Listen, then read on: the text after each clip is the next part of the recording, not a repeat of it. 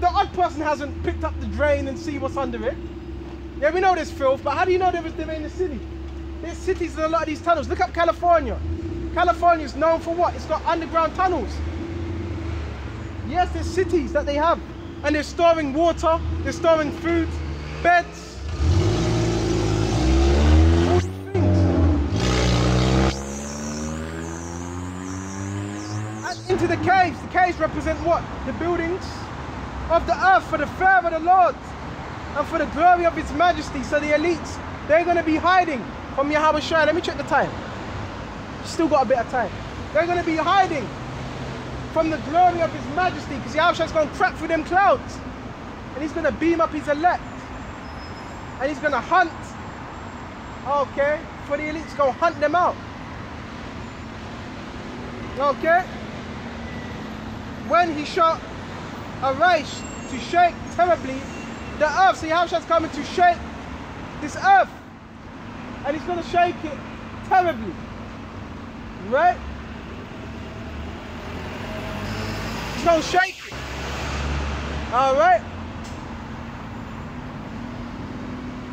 Seize ye. I'm moving too fast. Verse 20. In that day a man shall cast away his idols. So it lets us know. In that time, the idols are going to be cast out. The gold, the silver. And the scriptures tell you in Jeremiah, they're going to seek to pay off Russia.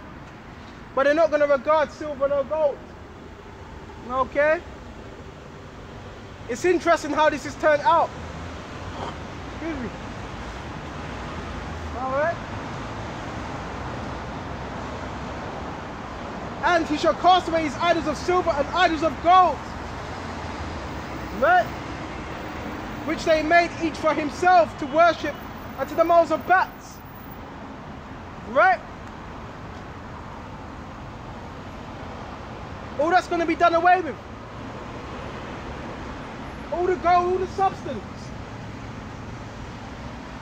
And what ain't done away with, we're gonna have that. Because the scriptures tell you in James, they have heaped up treasures for the last days. So the treasures that are not burnt up, we're gonna have that. Okay?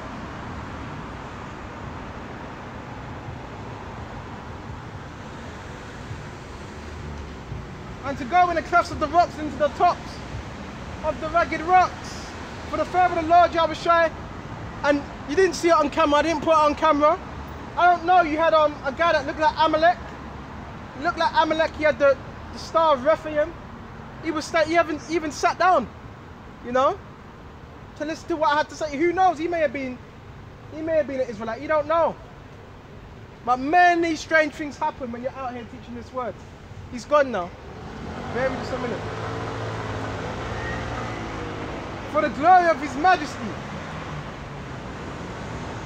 when He ariseth to shake terribly the earth, right? Seize ye from man his breath as in his nostrils, wherein he is to be accounted of. So really you want to put your trust in Yahweh Shai, especially in these last days. Okay? So yes, the idols are not going to save you. The only thing that's going to save you is Yahweh Shai. The demons you're praying to are not going to save you. They're just going to leave you stranded. Okay?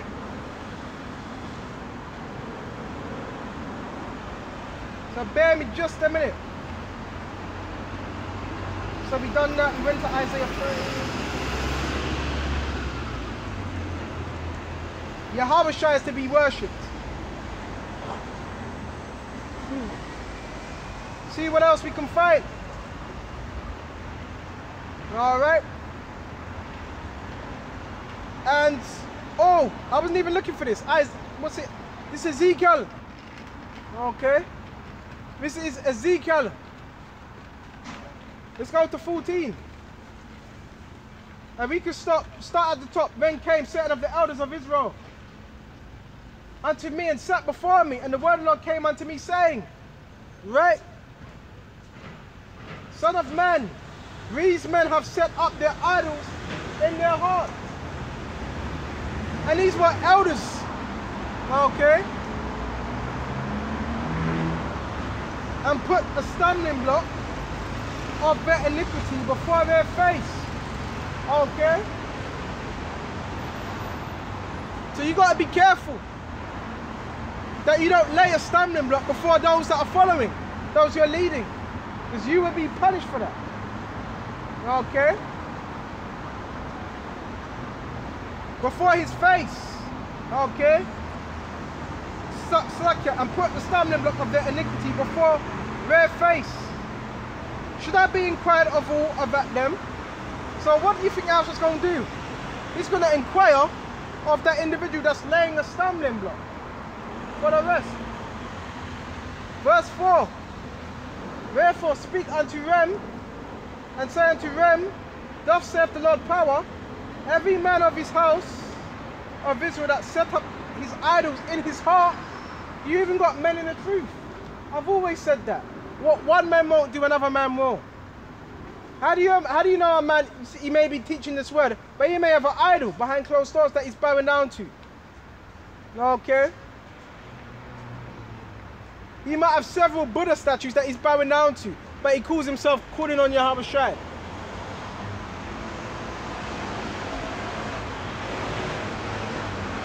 And put a stumbling block before, okay,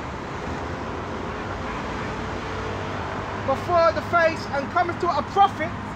So you may be doing that, and you may be worshipping idols in secret, thinking no one sees, going under the groves, which are the trees, which are the churches. You may be doing that and going to the prophets, okay, and it's still inquiring. What do you think is going to happen? Okay. I, the Lord, will answer him that cometh according to the multitude of his idols. See, Yahushua's going to deal with you in accordance to what you're doing. Okay? You think nobody sees? No, Yahushua sees. No wonder why you got men saying, no, don't go on the highways and byways. Go to the woods. You do know the woods are the groves also. Why are you in the forest for? Scripture say to be on the highways and byways, the lanes. Okay, so whoever told you to do that, they're way left. Does that mean you can't do a video in the forest? You can do that, but don't pass it off as the highways. But men, they don't listen to the spirit. Okay, that's the spirit of devils. Scripture told you be out on the lanes, but you want to go to some forest, in the groves. That's the prophets of Baal. Okay.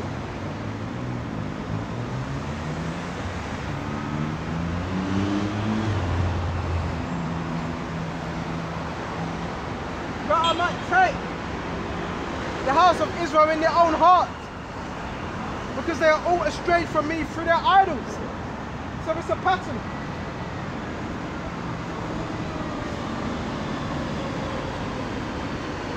That's how our people stray. How can you cleave unto Yahweh Shai if you're giving yourself unto idols?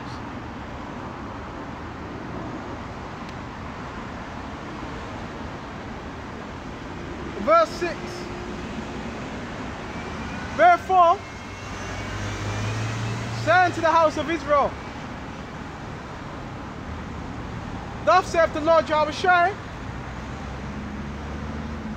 repent, right? And turn yourselves from your idols. So that's the main thing we teach is repentance. And that you turn from your idols. Okay? Anything you're putting more time in. An idol ain't just always bowing down. It could be anything.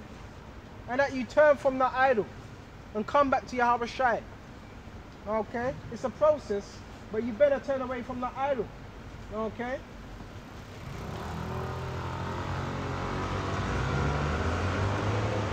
And turn your faces from all your abomination. So yeah, it's also an abomination to worship idols. To have people worship you. That's idolism. Okay? For every one of the house of Israel or of the stranger that sojourneth in Israel, which separateth himself from me. That's how you separate yourself from the other side. By setting up idols. That's how you actually separate yourself. That's how we were made separate. Right? By what? Worshipping idols. And setting up idols in his heart, in his mind. And it's in what? Secrets. Right?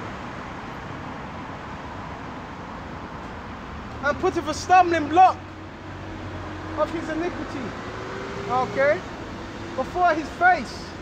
And cometh to a prophet. So if you do that, if you're doing those things, them unrighteous sacrifices, and you're still coming to camp, what do you think is going to happen? And cometh to our prophet to inquire of him concerning me, okay, concerning Yahushua, I, the Lord Yahushua, will answer him by myself. So Yahushua going, yeah, deal with you directly, right? According to what? That particular sin. Verse 8, and I will set my face against that man. So it's Yahushua that's going to set his face against that man. Okay, he's going to separate him. And not in a good way. He's going to separate him for what? For destruction. Let me check the time. Right? This ain't a joke. Okay? If you're sacrificing unto devils, and you think you can come to camp, the Lord's going to deal with you sooner or later. Just because nothing can happen to you now, doesn't mean you're safe. And again, and I will make him a sign and a proverb. So it's going to be known that you're a witch and you're a warlock and that you're a sorcerer. Okay? It's going to be known. Okay? And you even got men with that look. Okay, they got a dark countenance, a dark black countenance under their eyeballs. Why? Because they're dibbling and dabbling in what? In that left-handed side energy. That's what happens. Them spirits, they torment you. They control you. Okay? And I will set my face, spare me just a minute, against that man, and I will make him a sign and a proverb, an example. And I will cut him off. So you're going to be cut off. Bear me just a minute. So yeah, you're going to be cut off. Yahushua's going to cut you off. Okay? He's going to leave you in a congregation of the dead. Right? It says, him will I cut off. Excuse me.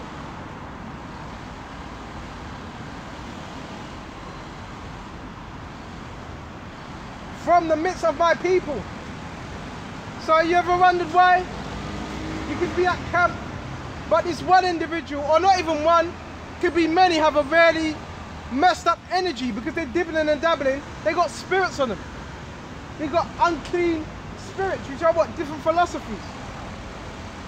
But Allah said he's going to cut off that man. He's not going to have you abiding in the truth. Lest you repent.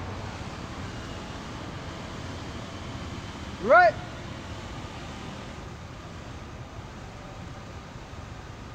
And it says, you shall know that I'm the Lord. And if a prophet be deceived, there's a lot of men deceiving themselves. Well, really, it's Yahushua that deceived them. Right? Yahushua is the one that deceived them. Right? And if a prophet be deceived, when he has spoken a thing, okay, I, the Lord, have deceived that prophet. So ultimately, yes, it's Yahushua that does the deceiving. It's Yahushua that deceives people. Not us. That's why you want to make sure you're on the right side of Yahweh Shai. Right? I, the Lord, have deceived that prophet. So it's the Lord that does that. He has you speaking lies, fooling the congregation, only teaching certain things, teaching wayward doctrines. That's Yahweh Shai had you doing that. Deceiving others around you and deceiving yourself. Because before you deceive others, you need to deceive yourself. So ultimately, you see Yahweh Shai that done that.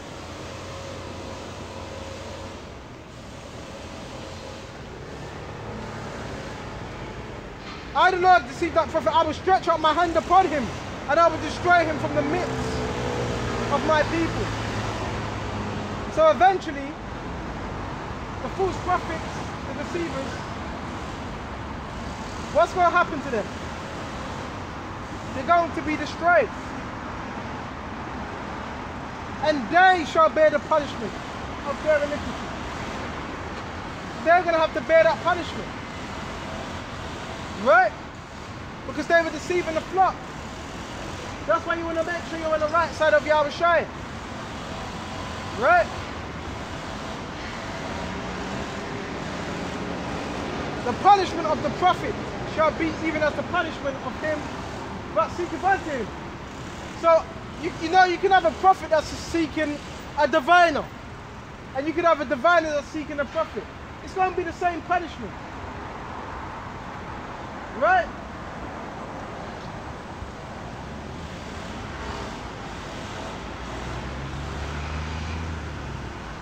Let the house of Israel may not go more astray from me. So you're going to have prophets that will cause you to go astray. Right?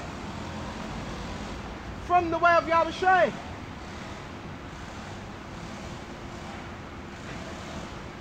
Neither be polluted any more with what their transgressions, but they be my people, and I may be their power, saith the Lord. So you may be even teaching somewhere, and how do you know where you're teaching a man hasn't set up a demonic sacrifice at that spot? You gotta be spiritual, and that's why Yahweh Shai delivers his men from particular situations. Right? They just might have what? Demons on them. Alright?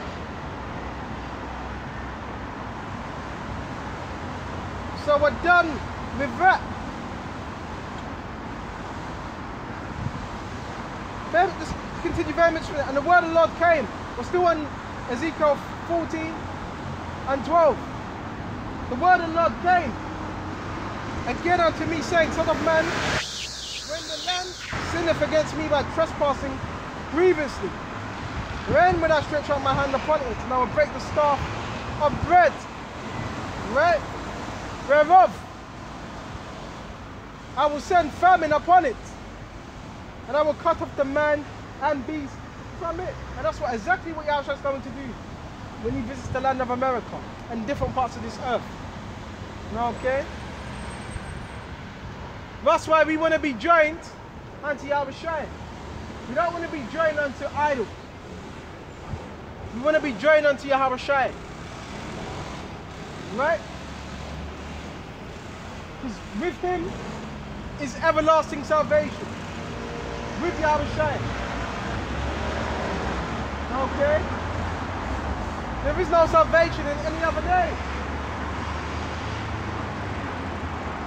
Okay? Though these men, Noah, Daniel, Job were in it, they should deliver but their own souls by their righteousness. Saith the Lord power. So all these men were delivered by what? Righteousness. Okay?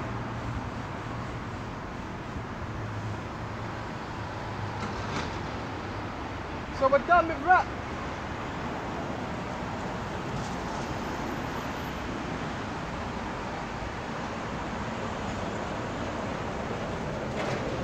And we're going to go to Wisdom of Solomon as well.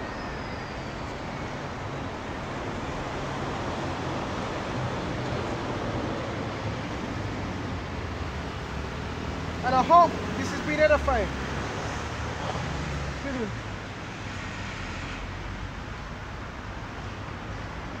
Bear me just a minute.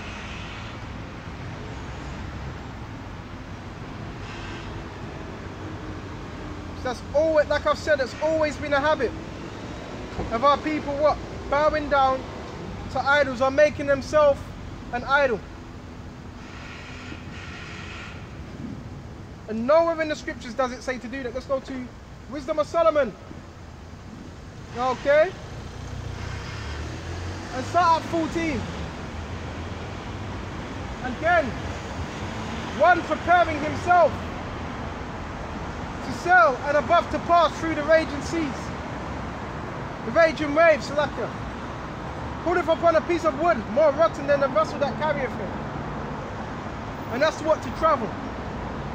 The verily deserved gain devised that the workman built it by his skill. So how do you build a vessel to travel by sea? By wood. But thy providence, O Father, governeth it, for thou hast made a way in the sea, and a safe pass in the waves, showing us can save from all danger, yea, though a man went to sea without art. Which is what, 12? Nevertheless, thou wouldest not thy works of thy wisdom should be idle, and therefore do men commit their lives to a small piece of wood, which what, you got the vessel, which what, you create a ship. Okay? And passing the rough sea in a weak vessel are saved, which should be known as what, a ship. And the Philistines were notified for building their ships, and the Vikings as well. Right? This is verse 6. Right? For in the old time, also when the proud giants perished, the hope of the world governed by the hand escaped in a weak vessel. So you couldn't even travel just by a weak vessel, a piece of wood. Right? And left to all ages the seed of a generation. For blessed would bear out righteousness cometh, but that which is made with hands is cursed. Okay? That little piece of wood that you can make and you can float up on the sea. Okay? But it says cursed with the hands is cursed, which is what made. As well as it, as he made it. He, because he made it. And it, because being corruptible. So the flesh that made it was corruptible, and that thing was corruptible within itself. And it was called God, which goes into idolatry. For the ungodly and his ungodliness are both alike hateful unto the Most High. For that which is made shall be punished together with him that made it. Wherefore, even upon the idols of the Gentiles, right, there shall be a visitation. Right, so Yahushua's coming to visit what? These idols. Alright? Because in the creature of the Most High, they have become an abomination. Right? And stumbling. Block to the souls of men. So idols, yeah, they're a stumbling block. Okay? This is what separates us from what? Our power. Right? And a snare to the feet of the unwise. So you do away with the idols, you do away with what? The money. This system. And Yahushua's coming to do that. Everything that is idolized. You ever wondered why certain men can't push the work? Because they're idolatrous. They spend more time serving the flesh or serving whatever rubbish.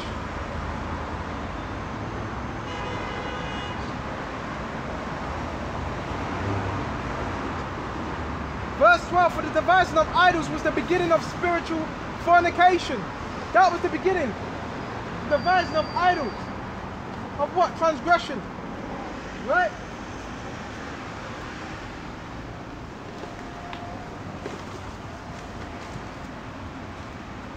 And the invention of them, the corruption of life. So that's what that fornication. That's what spiritual fornication, idolatry. Getting jiggy with these other nations. Right?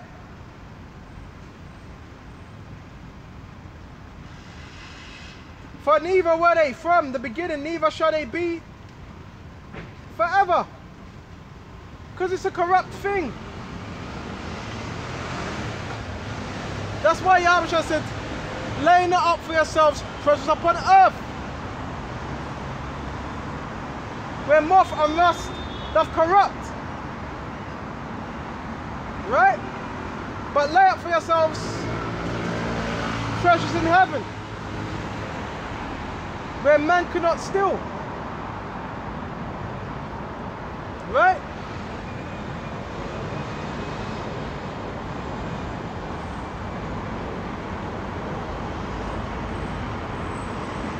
Verse 14, for the vainglory of men. So, how do idols come about? By men being vain. So when you're vain, you worship yourself.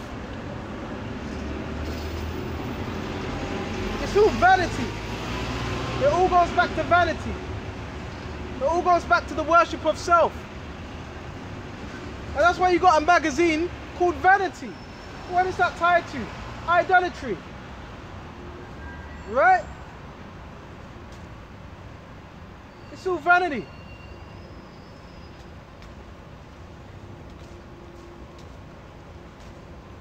And therefore shall they come shortly to an end. For a father afflicted with an untimely mourning, a father that's going to pass, when he hath made an image of his child, soon taken away. Now honoureth him as a god, an idol. So that's what would happen. Before someone would pass away, you would set up what? An image of your father.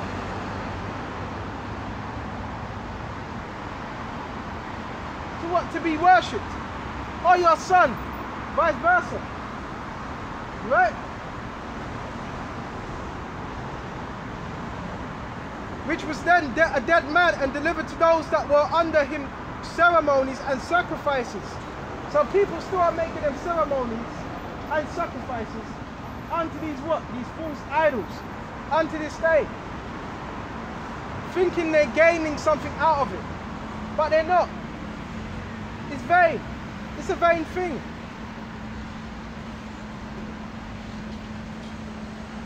Right?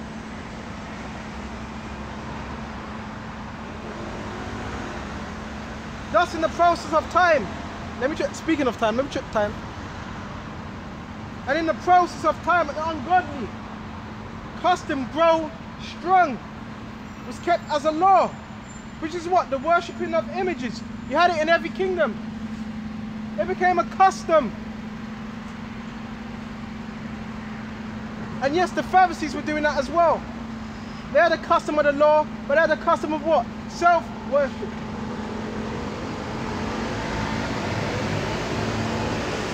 And were worshipped by the commandment of kings, who men could not honour in the present, because they were not there, they were past.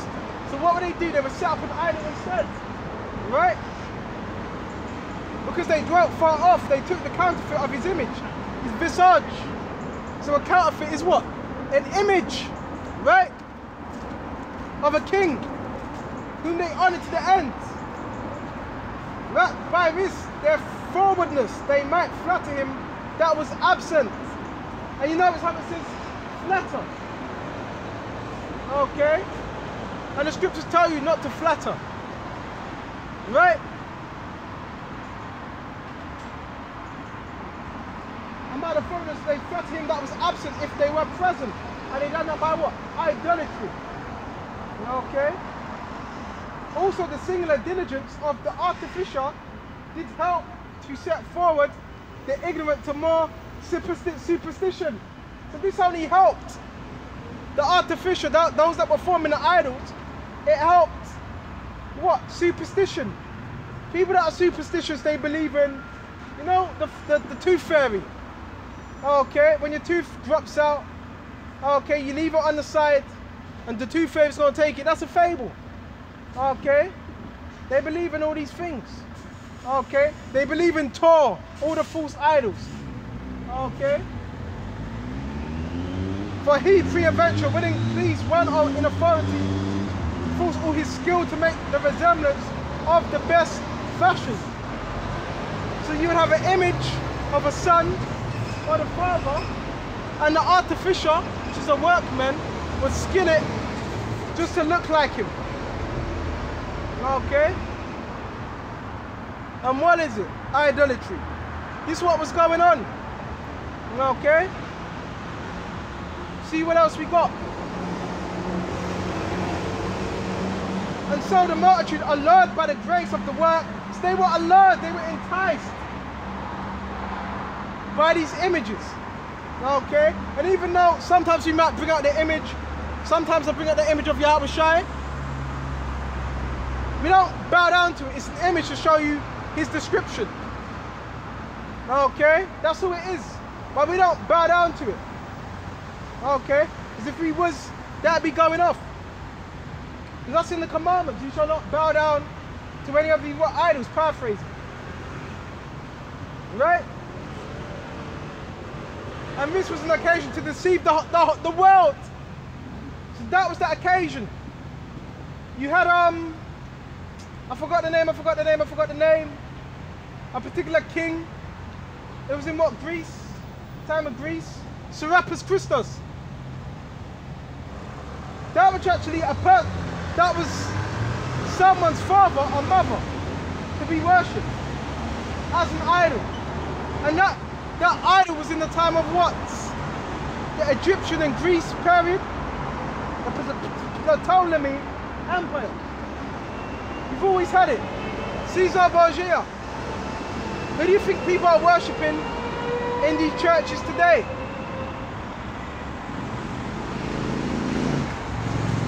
So it's the same thing.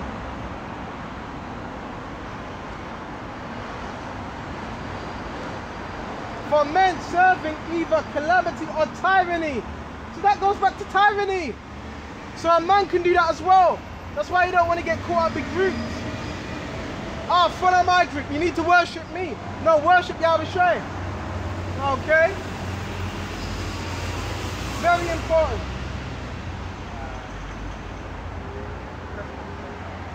And of tyranny. So men were using this what? So they can keep power as well. That's tyranny. I'm gonna die, and you have to worship this. Well, we're going into it with Cyrus. You see how all these precepts are linking up? Okay? It all goes back to idolatry. See what else we can get.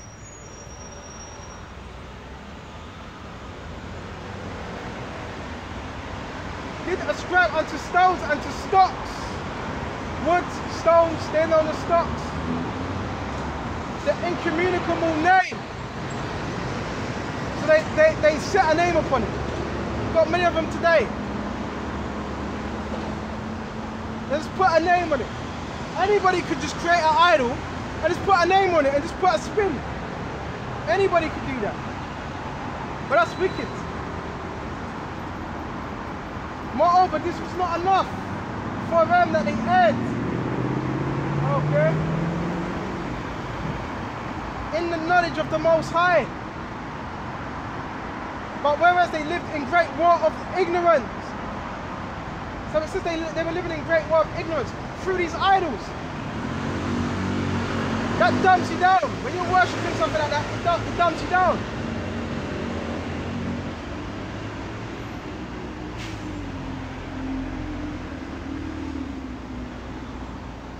Those so great place called they peace, once they slew their children in sacrifices. That's what they started doing. Slewing their children to these idols. That's how bad it got. You wonder why we're in this condition today? Because these type of things that were happening. These odious sacrifices. Right? And use secret ceremonies. So it's like an underground chamber for these idols. Okay? Or made revelings and strange rites. Esau does that again today.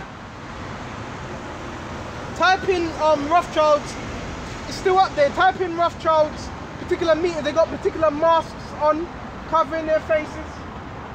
And they got particular ceremonies. Okay? Dead bodies and all that. It's really odious.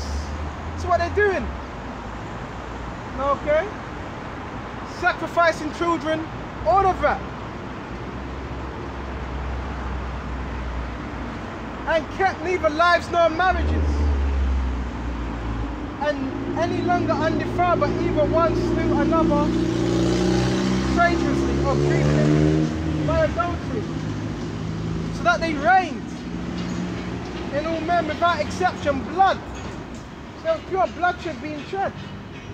Okay? Manslaughter, theft, dissimulation, and that's where it all comes. All these things tie in. Okay?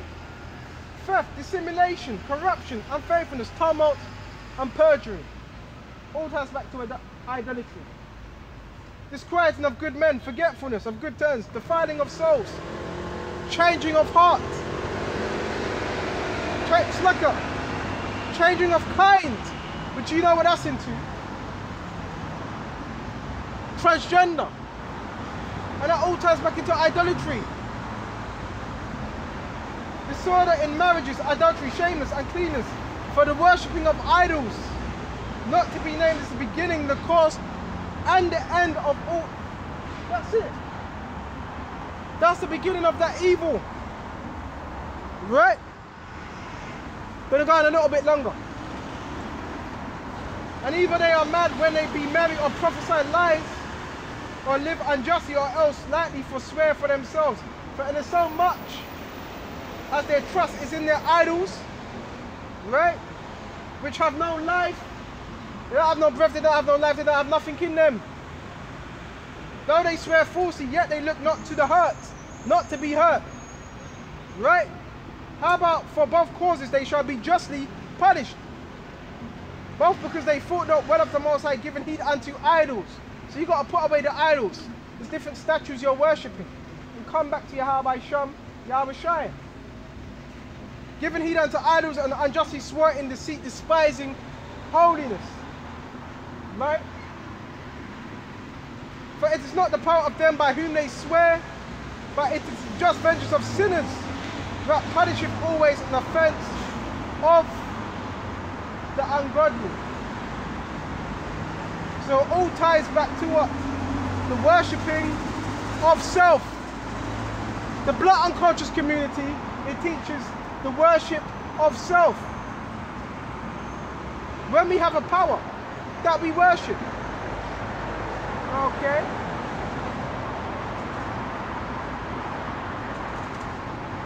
There's a lot we've rung out. A hell of a lot. Bear me just a minute. So let's go to Acts.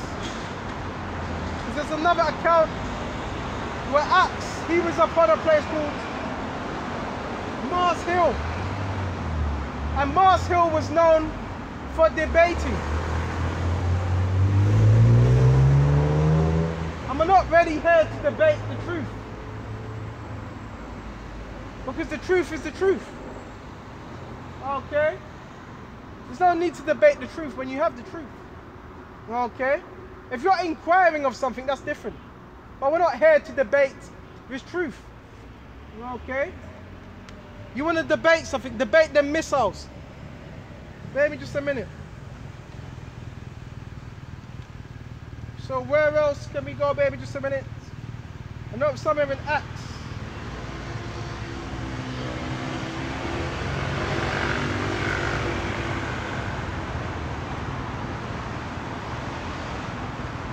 This is Acts 17. Right? And let's go get straight to it. And go to 5.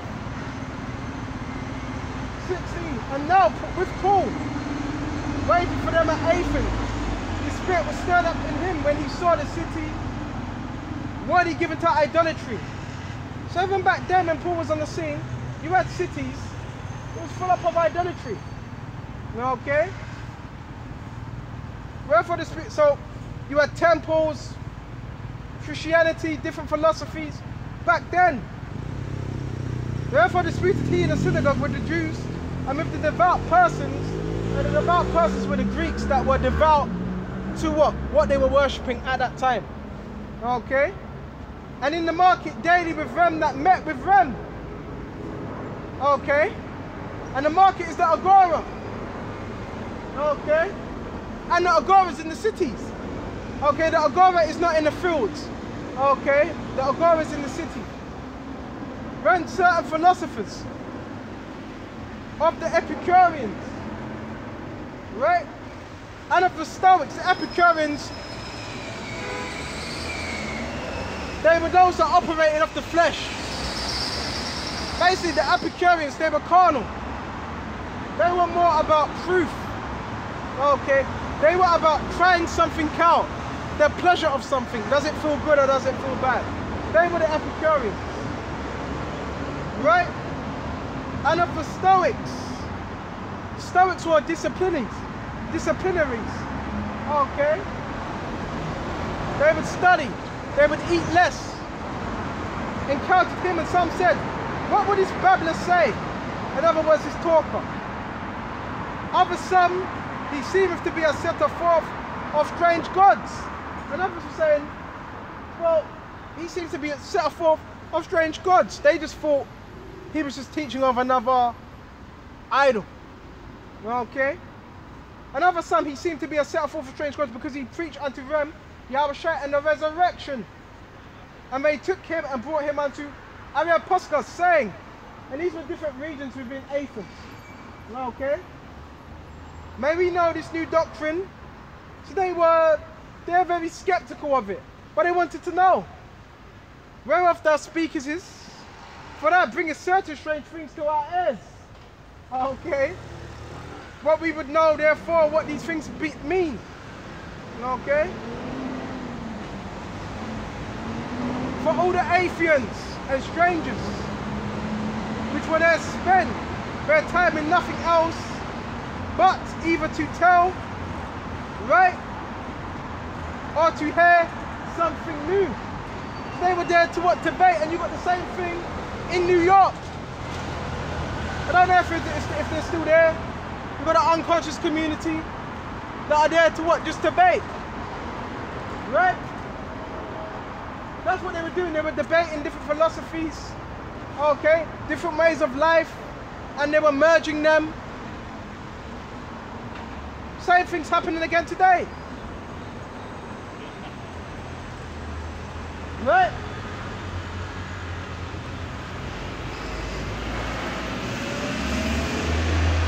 But even to hear or tell us something new, what stories, fables?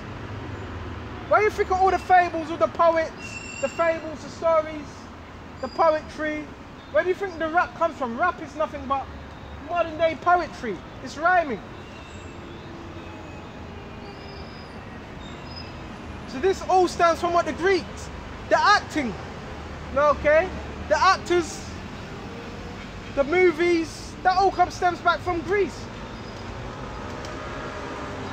When Paul stood in what? The midst of Mars Hill and said, ye men of Athens, I perceive that in all things ye are superstitious. They were too superstitious. Why? Because they believed in fables. For I passed by and beheld your devotion, which is what? The temple, which they were bowing down to. I found an altar with this inscription to the unknown power, whom therefore ye ignorantly worship, him that I declare unto you. So they even have the inscription to Yahushua, but they didn't know the name. So Yahushua was what? Teaching them of Yahushua. And there's more. And verse 24, for the Most High that made the world and all the things therein, seeing that he is Lord of heaven and earth, dwelleth not in temples made with hands. So really, Yahushua is not in these churches. Because the temple is really what? The men of Lot. It's a gathering, but he's not in these churches. Okay? Neither is worship with men's hands as though he needed anything, seeing that he gives life and breath to all things. Okay? So with this, I hope this was edifying And it all ties back to one thing and one thing only. This is idolatry. So count it a blessing that you've woken up and you've came back to your power, whose name is Yahweh, Bahasham, Yahweh Shai. Until the next time, I hope you were edified, and Shalom.